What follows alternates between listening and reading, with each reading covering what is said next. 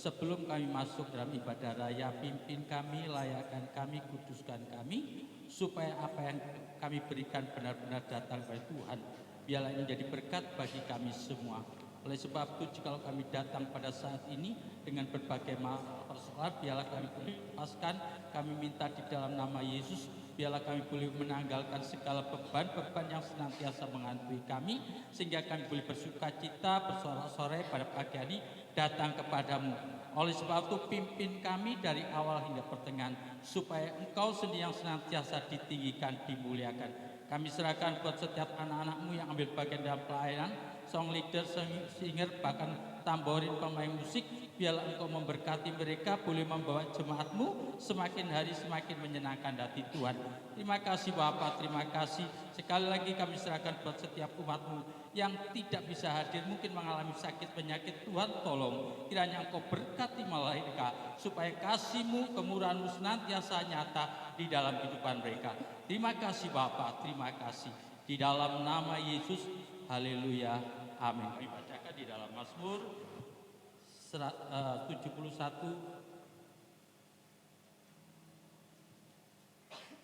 ayat yang ke-14 demikian. Tetapi aku senantiasa mau berharap dan semakin melambungkan puji-pujian padamu. Amin. Amin. Firman Tuhan yang sangat memberkati. Ada sukacita, haleluya. Berikan salam kanan kiri saudara-saudara. Katakan Tuhan Yesus baik. Haleluya Yesus. Seberapapun yang hadir, kita siap terima sukacita dari surga, amin. Mari kita pujikan, terima sukacita surga.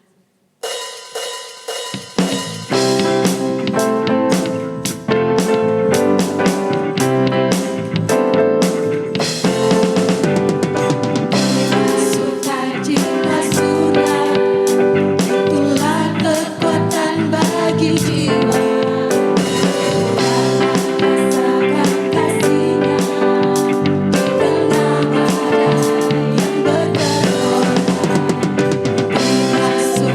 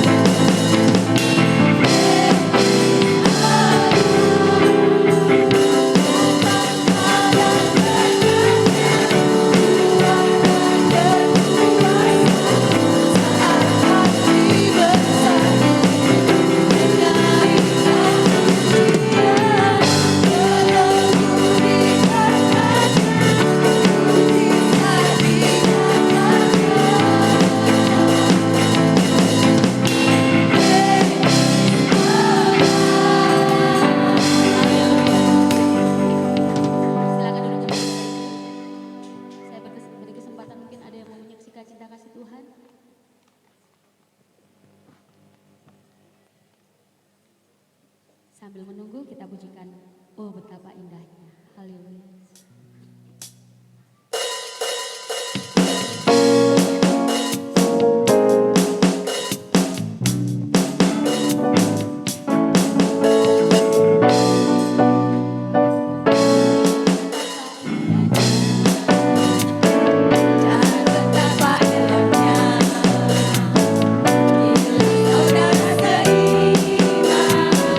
Hidup dalam persatuan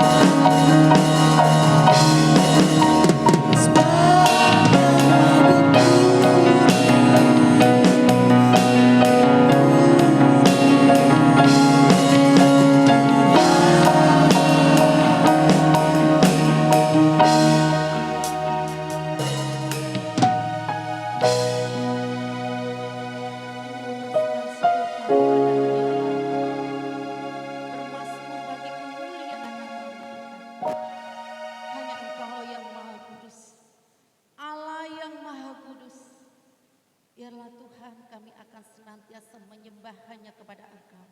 Karena Engkau adalah Yesus Tuhan kami, Sang Juru Selamat kami. Terima kasih Bapa, terima kasih. Kami membuka hati untuk Engkau Tuhan. Kami rindu Tuhan pada siang hari ini.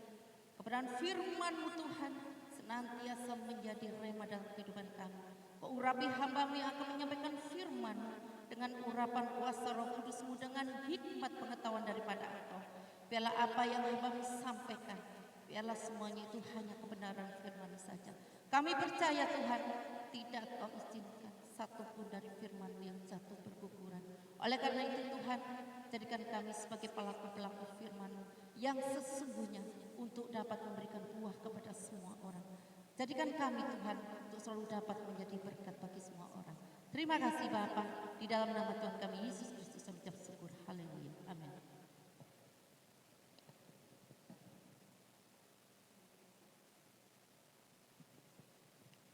Puji Tuhan, selamat pagi semuanya. Puji Tuhan. Saya terima kasih pada Tuhan Yesus Kristus, juga kepada Bapak Ibu Gembala di tempat ini, berikan kesempatan boleh melayani saat pagi hari ini.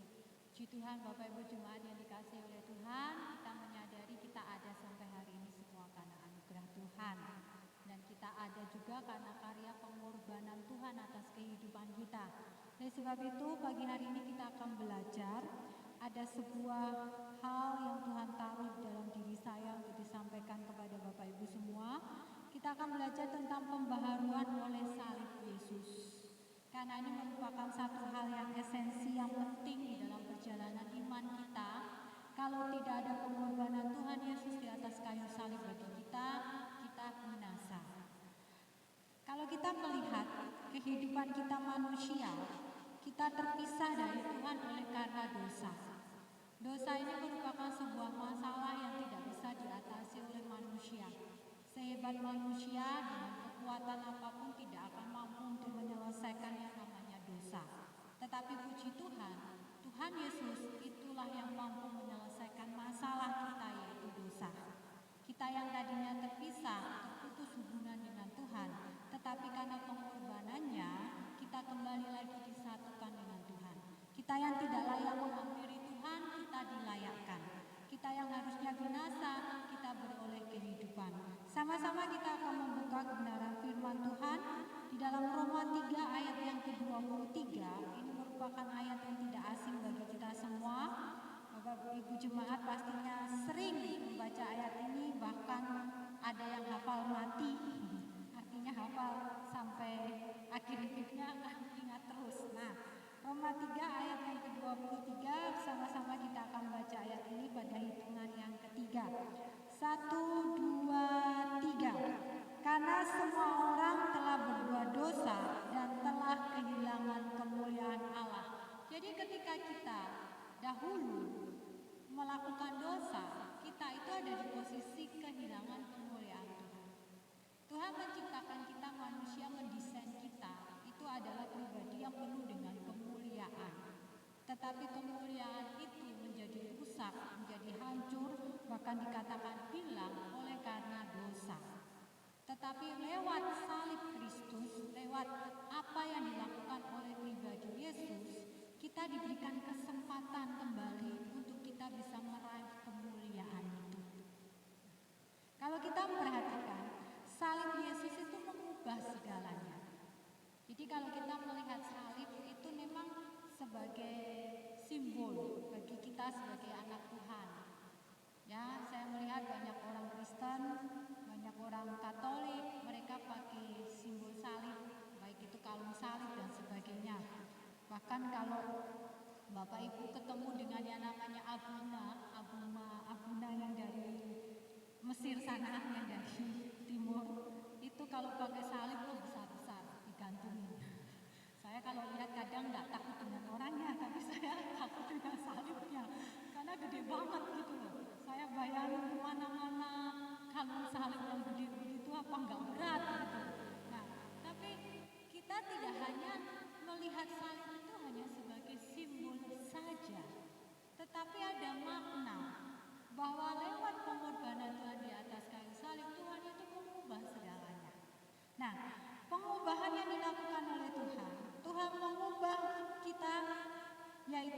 manusia yang tadinya binasa, kita diberikan satu kesempatan untuk beroleh kehidupan yang kekal. Karena itu lewat karya pengorbanan Tuhan itu bukan cuma Tuhan yang menyelamatkan selesai, tetapi ada satu kata yang sering terlewatkan dalam hidup kita, yaitu pembaharuan. Jadi sebenarnya lewat pengorbanan Tuhan, Tuhan itu tidak hanya membaharui status kita yang tadinya kita ini hamba dosa, budak dosa, kita jadi anak Tuhan. Tidak hanya pada status saja yang diubahkan, dibaharui, tetapi Tuhan mau kita ini belajar bahwa lewat karya pengorbanan Tuhan di kayu salib itu ada pembaharuan yang Tuhan mau kita lakukan. Ada pembaharuan yang Tuhan sudah kerjakan di dalam kehidupan kita. Sekali lagi salib Yesus mengubah segalanya, di mana manusia beroleh kehidupan yang kekal dan mengalami pembaharuan. Karena itu pagi hari ini kita akan melihat 3 hal pembaharuan yang dilakukan oleh salib Yesus. 3 hal pembaharuan yang dilakukan, yang dikerjakan oleh Tuhan lewat karyanya. Kita belajar firman Tuhan sederhana, tetapi firman ini harus memiliki makna yang mendalam dalam hidup kita. Pembaharuan yang pertama yaitu berbicara tentang pembaharuan kasih. Kasih ini merupakan sebuah kata yang mudah diucapkan tapi sulit untuk dilakukan. Hari-hari ini saya melihat, saya bertemu dengan banyak orang yang memang kegenapan firman Tuhan itu digenapi. Bahwa kasih itu semakin dingin, kasih itu semakin tawar. Hari-hari ini sepertinya mencari orang yang memiliki kasih itu langka sekali. Susah. Karena apa? Karena manusia sekarang cenderung egois. Cenderung hanya mengutamakan kepentingannya sendiri. Cenderung hanya fokusnya kepada diri sendiri. Nah, kita harus sadar Bapak Ibu jemaat yang dikasihi oleh Tuhan, karya pengorbanan Tuhan di atas kayu salib itu membaharui kasih. Artinya, sebagai orang, kita tidak hanya punya kasih ketika kita dibaptis, ketika kita ada dalam perjamuan suci, ketika kita di gereja beribadah baru kita punya kasih. Tetapi ketika kita di luar dalam kehidupan sehari-hari kita nggak punya kasih. Karena itu sering sekali saya katakan, banyak kita seringkali kalau di gereja, seperti malaikat kan, kita seperti domba yang benar-benar taat. Tapi ketika kita di luar, tanduk kita sudah mulai muncul. Kita berubah jadi setan. Karena kan saya seringkali katakan, ada orang di gereja memuji Tuhan, nangis-nangis, menyembah Tuhan luar biasa. Baru keluar dari gereja, ada saudara seiman gak sengaja, orang Jawa bilang nyenggol. Oh langsung, kata-kata ketum binatang keluar. Yang anjing lah, yang babi lah, semua keluar. Padahal baru datang kepada Tuhan. Nah, Tuhan mau lewat karya pengorbanannya kita sadar bahwa kasih itu harus dibaharui. Kita nggak terasa beberapa bulan lagi kita akan tinggalkan tahun 2023. Kita akan memasuki tahun yang baru. Ini waktu itu cepat sekali. Nah, setiap hari Tuhan mau kasih kita itu dibaharui. Artinya kualitas kasih itu harus selalu meningkat. Jangan kita hanya mengasihi kepada orang yang baik kepada kita. Kalau kepada orang yang baik, orang yang peduli, semua orang itu bisa mengasihi. Tapi kalau terhadap orang yang mungkin nyakitin kita, memfitnah kita, melakukan sesuatu yang gak menyenangkan terhadap kita, apakah kita bisa mengasihi? Kalau anak Tuhan yang sadar bahwa pengorbanan Tuhan itu membaharui kasih dalam dirinya, dia pasti akan bisa mengasihi siapapun. Terhadap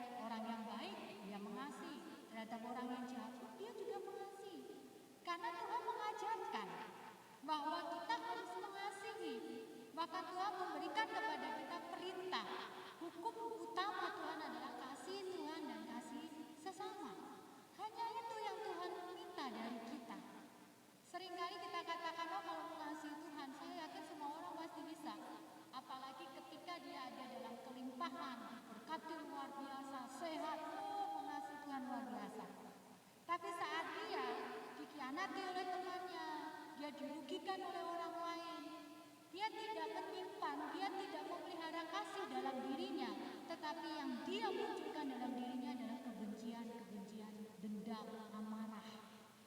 Ini kan merupakan sesuatu yang kontras, yang berlawanan dengan apa yang Tuhan mau. Kita harus mengasihi karena itu ketika kita mengingat akan pengorbanan Tuhan, itu mau menyadarkan kita bahwa setiap hari kasih kita harus dibaharui. Ujian yang gak mudah itu adalah mengasihi. Kalau mengasihi itu mudah, maka Tuhan tidak akan memberikan perintah kepada kita untuk mengampuni 70 kali 7 kali. Artinya tidak terbatas. Kita harus belajar dari pribadi Tuhan. Tuhan ini penuh kasih. Saya ambil contoh. Yesus ini kan memiliki 12 murid. Apakah Tuhan tidak tahu bahwa salah satu muridnya akan berkhianat? Tahu. Karena dia maha tahu. Setiap hari ada bersama dengan murid-muridnya 12 ini. Tetapi apakah Tuhan membedakan ke-12 muridnya? Tidak. Tuhan mengasihi. Sekalipun Tuhan tahu bahwa salah satu dari muridnya akan berkhianat, akan menjual dia. Tetapi apakah Tuhan membedakan kasihnya? Tidak. Saat Tuhan membasuh kaki murid-murid, apakah Yudas tidak dibasuh kakinya? Dibasuh. Semua dibasuh. Jadi Tuhan mengajarkan kepada kita kasih. Karena itu sebagai orang Kristen, orang percaya, jemaat di tempat ini, kasih kita ini harus dibaharui. Setiap proses, setiap peristiwa yang Tuhan izinkan, itu bukan cuma mengajarkan supaya kita ini kuat dalam Tuhan, tidak. Tetapi Tuhan mau kualitas kasih kita itu bertambah. Di tengah-tengah dunia yang semakin kehilangan kasih, biarlah kita menjadi anak Tuhan yang terus mengasihi. Sehingga apa? Sehingga dunia melihat bahwa di dalam diri kita itu penuh dengan kasih Tuhan. Kalau kita membaca kebenaran firman Tuhan, di dalam Injil Yohanes 13 ayat yang ke-34, dikatakan demikian, Aku memberikan perintah baru kepada kamu, yaitu supaya kamu saling mengasihi. Sama seperti aku telah mengasihi kamu, demikian pula kamu harus saling mengasihi. Ketika kita saling mengasihi, itu merupakan satu tindakan, satu hal yang kita lakukan yang menyenangkan hati Tuhan. Jadi untuk menyenangkan hati Tuhan itu tidak sulit. Karena apa? Karena saat kita hidup saling mengasihi, itu kita sedang menyenangkan hati Tuhan. Dan firman Tuhan juga katakan ketika kita saling mengasihi, di situ ada kesatuan. Berkat-berkat Tuhan itu dicurahkan. Nah, setiap kita dalam hidup ini gak mau diberkati. Gak ada orang dalam hidup ini gak mau diberkati. Anak-anak muda, kalau kalian diberkati mobil, masa kalian nolak? Maaf, saya tidak terima mobil. Apalagi kalau mobilnya yang terbaru. Gak mungkin, pasti kita terima. Karena kita mau hidup kita diberkati. Jadi kalau kita tahu bahwa yang menyenangkan hati Tuhan itu adalah mengasihi, mari lewat karya pengorbanan Tuhan, kasih kita harus dibaharui. Jangan sampai kita mengiring Tuhan sudah puluhan tahun, tapi untuk mengasihi orang yang mungkin menyakiti kita susah sekali. Sebenarnya nggak susah kalau kita mau. Yang penting itu ada kata mau. Kalau kita mau, Tuhan pasti tolong. Tapi kalau kita nggak mau gimana pun, pertolongan Tuhan juga tidak akan terjadi dalam hidup kita. Tuhan mau kita terbuka. Jadi yang pertama adalah pembaharuan kasih. Apapun yang kita lakukan, mari kita lakukan dengan kasih. Pengorbanan Yesus di atas kayu salib memampukan kita untuk mengasihi orang lain. Jadi kalau Tuhan sudah membuktikan kasih-Nya, Dia rela mengorbankan dirinya demi keselamatan kita. Maka kita yang sudah diselamatkan, kita harus meneladani akan kasih Tuhan. Bapak Ibu, kalau membaca dalam kebenaran firman Tuhan, saya menemukan berkat yang luar biasa ketika Tuhan Yesus pun Dia bangkit ya dari kematian, berjumpa dengan murid-muridnya. Tuhan pun juga tetap mengajarkan kepada murid-muridnya untuk apa? Untuk saling mengasihi, untuk mengampuni. Itu bisa nanti Bapak Ibu baca di kitab-kitab Injil. Jadi ketika Tuhan Yesus bangkit, Tuhan Yesus menampakkan diri ke murid-muridnya. Itu Tuhan mengajarkan kepada mereka untuk saling mengampuni, saling mengasihi. Jadi karya pengorbanan Tuhan itu tidak terlepas dari kasih.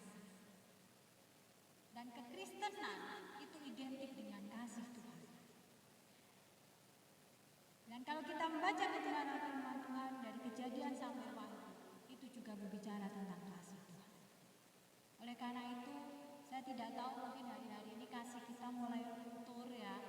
Kualitas kasih kita mulai berkurang, baik itu terhadap Tuhan maupun terhadap sesama. Mari ketika kita mengingat akan karya pengorbanan Tuhan di atas kayu salib, minta supaya Tuhan itu selalu membaharui kasih kita. Jadi kualitas kasih kita setiap hari harus bertambah. Karena apa? Karena perjalanan hidup kita yang kita jalani tidak mudah.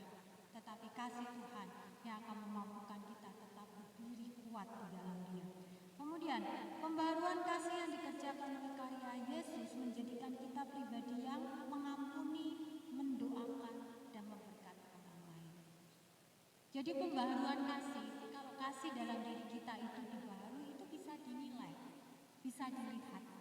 Penilaiannya apa?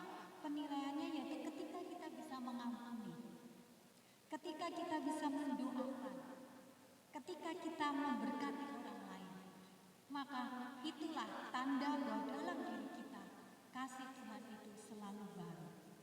Ratapan aja katakan bahwa kasih setia dan rahmat Tuhan itu selalu baru setiap pagi, setiap hari. Nah, kalau Tuhan aja punya kasih terhadap kita itu setiap pagi, setiap hari itu selalu dibaharui, maka kita yang sedang menikmati kasih Tuhan, seharusnya kita pun dalam diri kita harus punya kasih Tuhan yang selalu dibaharui setiap hari. Kualitasnya bertambah, penuh dengan kasih. Jadi pembaharuan kasih itu bisa dinilai ketika kita bisa mengampuni. Saat kita nggak bisa mengampuni, berarti kasih kita luntur. Dan dinilai juga melalui mendoakan. Ketika kita bisa mendoakan orang lain, bahkan musuh kita pun kita bisa mendoakan, itu ada kasih dalam diri kita. Ketika kita bisa memberkati orang lain, itulah tanda bahwa dalam diri kita ada kasih. Jadi bisa dinilai ya, kita bisa cek sendiri, cross check, melihat apakah di dalam diri kita kasih kita dibaharui atau belum. Tuhan sudah memberikan petunjuknya. Selanjutnya yang kedua, itu adalah pembaharuan iman. Salib Yesus membaharui iman kita. Bahwa nama Yesus berkuasa tidak hanya untuk beroleh keselamatan, tetapi juga untuk melawan kuasa iblis. Kalau kita baca dalam Filipi 2 ayat 9 sampai 10 dikatakan demikian, itulah sebabnya Allah sangat meninggikan Dia dan mengaruniakan kepadanya nama di atas segala nama, supaya dalam nama Yesus bertekuk lutut segala yang ada di langit dan yang ada di atas bumi dan yang ada di bawah bumi. Ketika kita percaya kepada pengorbanan Tuhan, berarti kita beriman kepada Yesus. Iman ini harus dibaharui. Jadi setelah kasih dibaharui, iman harus dibaharui. Kita ini ada di momen, ada di dalam dimensi waktu perjalanan yang gak mudah hari-hari ini. Saya katakan benar-benar tidak mudah. Dunia berubah, ya kan? Keadaan berubah, manusia pun juga berubah. Nah, Tuhan mau iman ini dibaharui. Iman kita ini harus kuat, Bapak Ibu. Kita hari-hari ini harus hidup benar-benar mengandalkan Tuhan. Tidak ada yang bisa kita andalkan. Hari-hari ini dunia sedang penuh dengan ketakutan. Pecahnya perang Hamas dengan Israel yang terjadi secara tiba-tiba. Tidak ada orang yang memprediksi. Semua tenang, semua damai, tiba-tiba perang. Itulah dunia. Tapi dengan situasi demikian, Tuhan mau mengajak kepada kita untuk kita punya iman. Iman itu percaya, keyakinan kepada Tuhan. Dan kalau bicara tentang percaya, itu bukan sekedar ucapan, tetapi satu tindakan yang aktif, yang terus-menerus harus dilakukan. Jadi saat kita berdoa, mungkin kita belum dapat jawaban dari Tuhan, kita tetap percaya sama Tuhan. Waktu kita ada masalah, kita belum melihat pertolongan Tuhan, tetap harus percaya kepada Tuhan. Saat kita sakit, menderita, mungkin kita belum terima kesembuhan, kita tetap harus percaya kepada Tuhan. Karena apa? Karena pribadi Tuhan Yesus Kristus ini, firman Tuhan katakan, dia pribadi yang berkuasa. Kalau kita melihat banyak sekali tokoh-tokoh iman di dalam Alkitab, kisah-kisah yang dicatat di dalam Alkitab. Sebagai contoh, tentang Daud dan Goliat. Nah, ini kan cerita sekolah minggu kan? Daud yang kecil harus menghadapi raksasa yang besar, Goliat. Apakah kemenangan Daud itu karena Daud punya keahlian dalam berperang? Tidak. Kemenangannya itu karena iman percayanya kepada Tuhan. Bahwa ada Tuhan yang berkuasa yang sanggup menolong dan mengalahkan musuhnya. Tidak hanya Daud, Abraham. Ketika Abraham berhadapan dengan Raja Kedorlaomer yang berperang, ini Kedorlaomer ini punya ribuan pasukan. Tetapi Abraham bisa mengalahkan hanya dengan 318 orang. Secara logika nggak masuk akal. Ribuan lawan ratusan. Tetapi yang menentukan kemenangan Abraham apa? Iman. Imannya kepada Tuhan.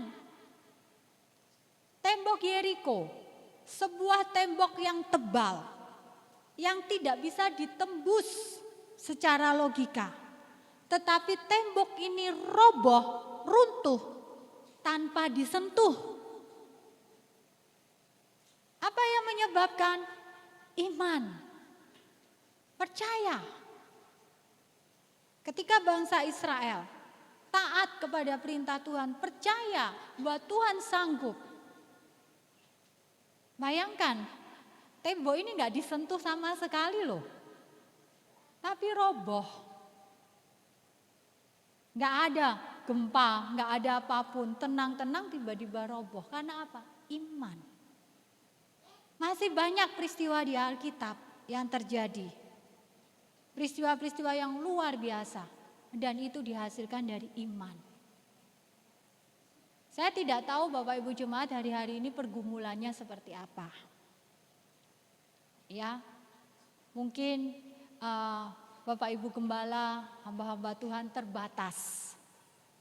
Tetapi kita punya Tuhan yang berkuasa.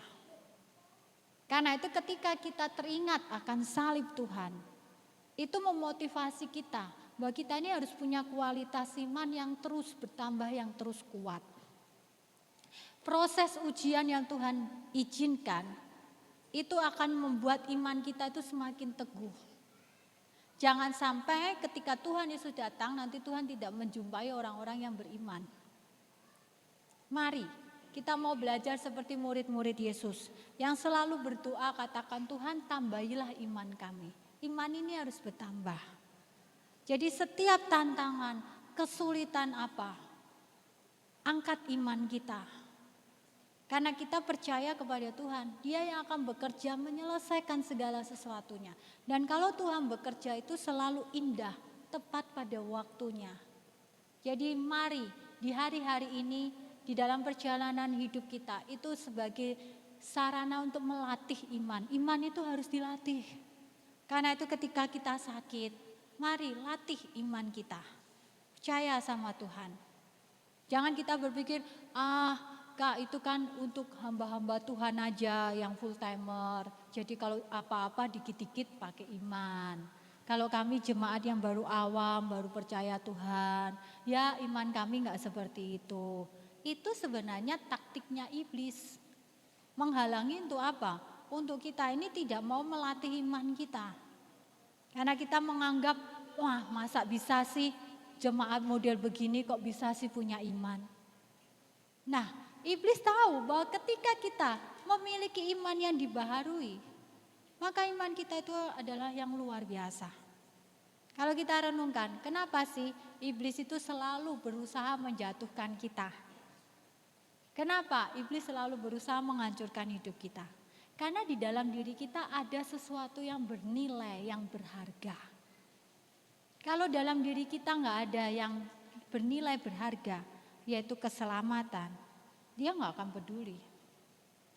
Tapi karena dalam diri kita ada sesuatu yang berharga, maka dia mau menghancurkan yang berharga itu. Jadi ketika kita diselamatkan beriman kepada Tuhan, iman itu ada sesuatu yang berharga, yang bernilai. Karena itu hari-hari ini iblis berusaha untuk hancurkan iman daripada anak-anak Tuhan, rumah-rumah tangga anak-anak Tuhan, imannya mulai dikacau balokan. Dan kita tahu memang hari-hari ini kehidupan kita ini karena keadaan dunia ya, tuntutan. Orang itu bekerja itu kadang sehari itu waktu 24 jam itu enggak cukup. Apalagi yang sekolah-sekolah ya. Yang sekolah-sekolah sekarang itu saya heran, pendidikan sekarang kan katanya kurikulum merdeka. Tetapi anaknya enggak merdeka. Justru anaknya menderita dengan kurikulumnya. Iya kan? Kadang anak-anak harus sekolah dari pagi, pulang sore, belum nanti kursus ini, belum les ini. Makanya kadang ada anak-anak yang katakan, aduh seandainya punya badan bisa dibelah-belah. Masalahnya kita kan bukan bakteri yang bisa mutasi, nggak bisa. Kita kan manusia. Memang nggak mudah hari-hari ini, tapi hadapi dengan iman. Iman itulah yang akan memberikan kita kemampuan dan kekuatan. Selanjutnya yang terakhir kita melihat pembaharuan yang ketiga adalah pembaharuan pengharapan. Salib Yesus membuat kita menemukan pengharapan baru yang pasti dan tidak mengecewakan. Kita baca bersama-sama sebagai ayat yang terakhir dalam Roma 5 ayat yang ke-5. Pada hitungan yang ketiga kita bersama-sama baca ayat ini. 1, 2, 3. Dan pengharapan tidak mengecewakan karena kasih Allah telah dicurahkan di dalam hati kita oleh Roh Kudus yang telah dikaruniakan kepada kita. Jadi saat kita berjumpa, saat kita bertemu, saat kita mengingat akan karya pengorbanan Tuhan di atas kayu salib, itu kembali memotivasi kita bahwa kita punya pengharapan. Pengharapan yang selalu harus kita miliki setiap saat. Karena iblis akan selalu berusaha menjadikan kita pribadi yang hilang pengharapan. Dengan berbagai cara, tipu muslihatnya, dia akan membuat kita menjadi lemah, seakan-akan gak ada harapan. Padahal di dalam Tuhan itu selalu ada pengharapan. Karya pengorbanan Tuhan memberikan pembaharuan kasih, pembaharuan iman, dan pengharapan dalam hidup kita. Apapun yang terjadi tetaplah berharap kepada Tuhan. Karena firman Tuhan katakan saat kita berharap kepada Tuhan tidak akan dikecewakan. Tapi kalau kita berharap pada manusia pasti kita kecewa. Kenapa? Karena manusia itu terbatas. Terbatas untuk menolong kita, terbatas untuk ada bersama dengan kita, terbatas untuk mengerti apa yang kita hadapi. Tetapi Tuhan, Dia pribadi yang tidak terbatas. Sampai apa yang terjadi dalam hidup kita, apa yang ada di dalam hati kita, sampai kedalaman hati kita, Tuhan itu tahu. Karena itu teruslah berharap kepada Tuhan, maka kita tidak akan pernah kecewa. Kenapa hidup kita seringkali penuh dengan kekecewaan? Karena kita nggak mau berharap sama Tuhan. Kita berharapnya kepada manusia. Kita berharapnya kepada kemampuan kita sendiri. Kita berharap kepada kepandaian kita sendiri. Akhirnya kita kecewa. Tapi firman Tuhan sudah memberikan petunjuk. Kalau nggak mau kecewa, berharap sama Tuhan. Sederhana kan, mudah. Tapi seringkali kita melalaikan itu. Jadi mari Bapak Ibu Jemaat, melalui kebenaran firman Tuhan pagi hari ini, kasih iman pengharapan kita itu harus selalu dibaharui. Jangan hanya sesuatu yang fisik aja kita baharui. Saya pernah ketemu dengan jemaat, seorang pemudi. Dia ini tipe jemaat yang suka hal-hal yang baru. Jadi kalau dia punya, misalnya sekarang iPhone keberapa ya? 15. Belum muncul, dia sudah punya iPhone 14, dia sudah gini. Saya harus siapkan duit untuk ganti iPhone 15. Jadi waktu iPhone-nya muncul, dia beli. Karena dia apa? Dia punya prinsip bahwa dia harus mengikuti pembaharuan yang terjadi. Jadi apa yang baru dia harus beli. Apa yang baru dia harus beli. Makanya dia bisa beli perhiasan aja, cincin itu yang apa itu, Frank Co itu 100 juta pun dia beli. Model terbaru dia beli. Karena dia punya prinsip, saya harus mengikuti hal yang baru. Sesuatu yang baru harus diikuti. Supaya enggak ketinggalan. Saya mikir gini, wah kalau anak Tuhan seperti itu berkaitan dengan spiritualnya, waduh luar biasa. Setiap hari baharu, kasih harus dibaharui. Iman harus dibaharui, ditingkatkan terus. Pengharapannya harus dibaharui, wah kehidupan kita luar biasa. Kerohanian kita akan kuat, kita akan bertumbuh dewasa, kita akan berbuah-buah yang luar biasa. Tapi sayang, sedikit sekali yang melakukan itu.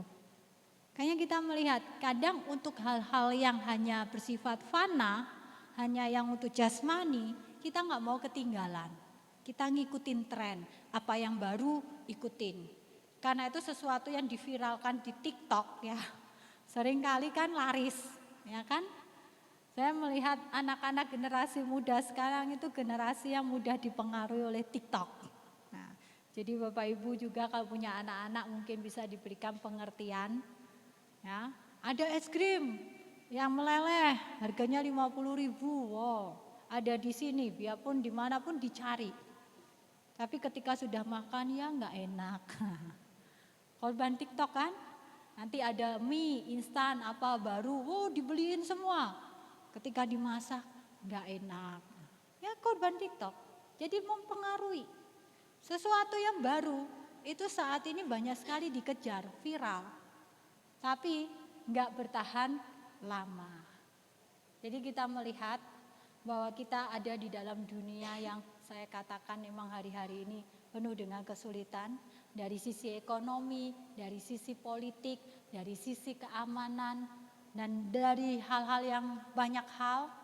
Kita tidak tahu ke depannya apa yang kita hadapi, tetapi Tuhan mau mengajarkan kepada kita, ayo setiap hari kasih kita, iman kita, pengharapan kita harus dibaharui, kuat terus bertambah-tambah di dalam Tuhan. Karena apa? Karena ketika kita memiliki semuanya itu, maka saat kita menghadapi yang namanya ujian, hadapi masalah, kita tidak akan mundur dan meninggalkan Tuhan. Kita akan tetap percaya kepada Tuhan bahwa Dia adalah Tuhan dan Juru Selamat dalam kehidupan kita. Mari Bapak Ibu, pagi hari ini kita mau datang kepada Tuhan. Biarlah kebenaran firman Tuhan ini boleh menjadi berkat bagi kita semua. Tengah-tengah pergumulan yang kita hadapi, kita tidak pernah tahu, tetapi satu hal, selama Tuhan izinkan kita masih hidup, kita masih bernafas, biarlah kita mau selalu melakukan apa yang Tuhan kehendaki.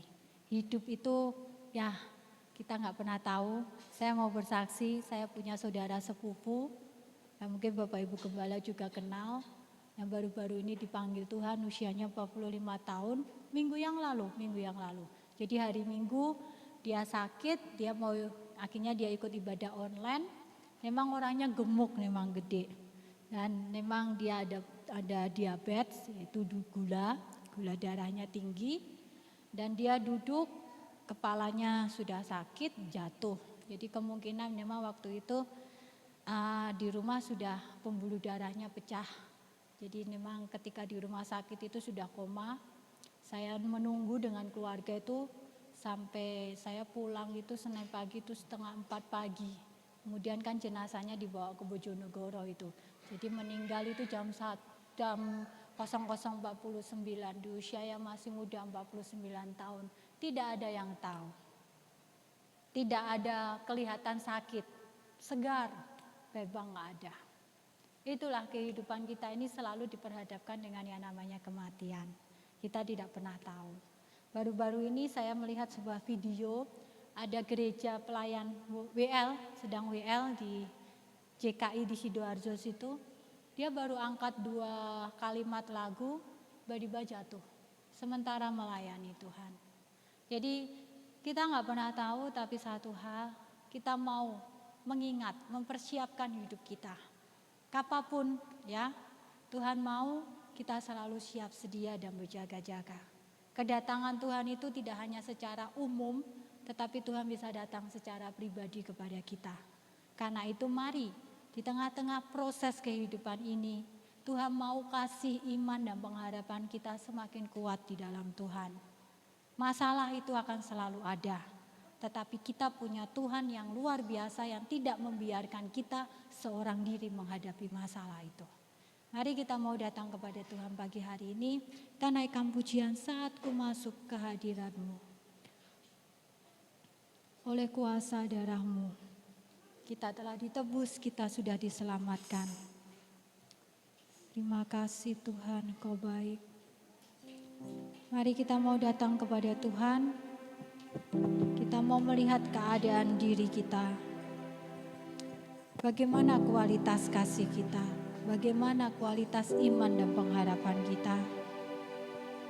Bapak Ibu yang lebih tahu dan mengerti. Kalau ada iman, kasih, pengharapan yang mulai luntur, yang mulai lemah di hari-hari ini, mari datang kepada Tuhan.